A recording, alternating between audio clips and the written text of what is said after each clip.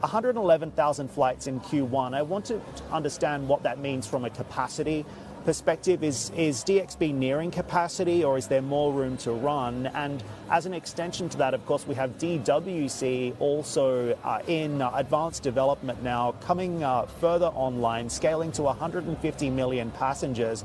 What's the strategy right now as those two airports continue to deliver growth in terms of passenger numbers and flow?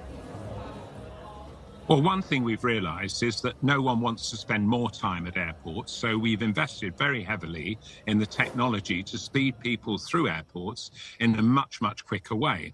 And that has the benefit of actually creating greater capacity. We haven't actually delivered any heavy capacity increases in terms of infrastructure for the last 10 years at DXB. It's all been about investment in technology. That's smart immigration, so that people can breeze through immigration without getting the passports out of their pockets, and basically the whole idea of a touchless airport where speed is of the essence. But of course, that gets us probably to about 120 million at DXB. And once that capacity is reached in a few years' time, clearly we'll be looking forward to the new airport, DWC Al Maktoum International, which ultimately will have the capacity of 260 million passengers. And as you say, the opening capacity of about 150 million. Not only will it be the biggest airport in the world, but we hope it will be the smartest and will have the best possible customer service, because we're investing very heavily in technology, people, AI, all of the latest techniques that you don't see at airports today to make sure that the customer experience is absolutely the best in the world. So, Paul, the infrastructure spend is well underway and those airports are coming online. But to go back to what you were saying before about some of the economic concerns, are you not worried that the president's trade reset and these recession headwinds are going to impact consumer desire to travel? That will ultimately translate into softer numbers, not just in the aviation space, but for airports as well, right? Well, I think the thing is, what we've seen since the pandemic is that demand for travel has far exceeded supply. Airlines have retired a significant number of aircraft, and those aircraft have not yet been replaced. So we are in an imbalanced situation where demand exceeds supply in pretty much every market. And I think if there is a rebalancing of trade, then I think all that will happen is the global centricity of Dubai will come to the fore, and we'll just see cargo and customers recirculate, perhaps in different traffic flows. We're pretty confident with the number of destinations and the hub that we built over a considerable period of time that our business model is incredibly robust. So I think we're confident for the future. And this won't be the first time we've faced a few headwinds and still been able to power ahead.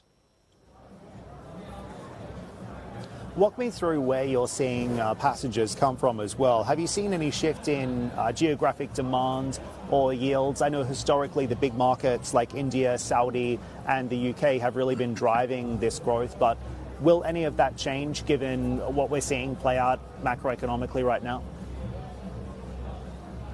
I don't think so. Those traffic flows have remained pretty constant and positive in terms of growth for decades now. India's been our top country of origin and destination for a long, long time, and we don't really see that changing. The Saudi market's growing very dramatically. We believe that will continue to grow. We've got a close trading relationship with the KSA, so I think we can be pretty confident that the numbers will remain robust and we'll continue to see the sort of performance we've seen up to now.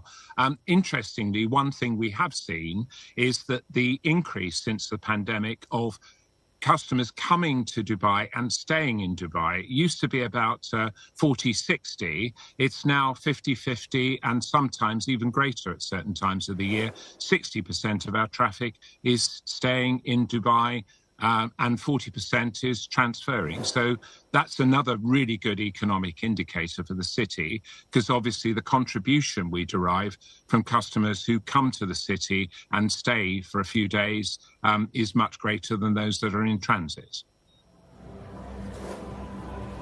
Indeed, Paul. Just before I let you go, of course, one other question I really like to ask is, just given the shifting landscape in the Middle East. We're seeing aviation rivals continuing to invest in their own hubs. DXB, of course, still the world's busiest airport, but how do you stay competitive as that investment ramps up and we see rivals continuing to spend big to try and take you on?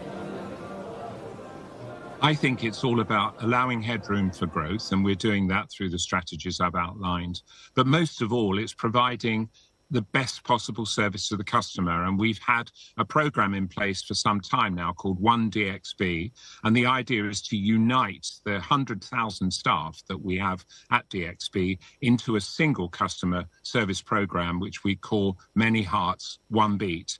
And that's incredibly important. But the thing is, the more points for travel and tourism that emerge in the region with good quality infrastructure, the more tourists and the more visitors and the more business will be done in the region. So I think the pie will grow faster than the dilution of market share between several points. So we're very confident that as our colleagues across the region continue to build excellence in infrastructure and add aircraft capacity, that we will maintain our number one position as far into the future as I can possibly see.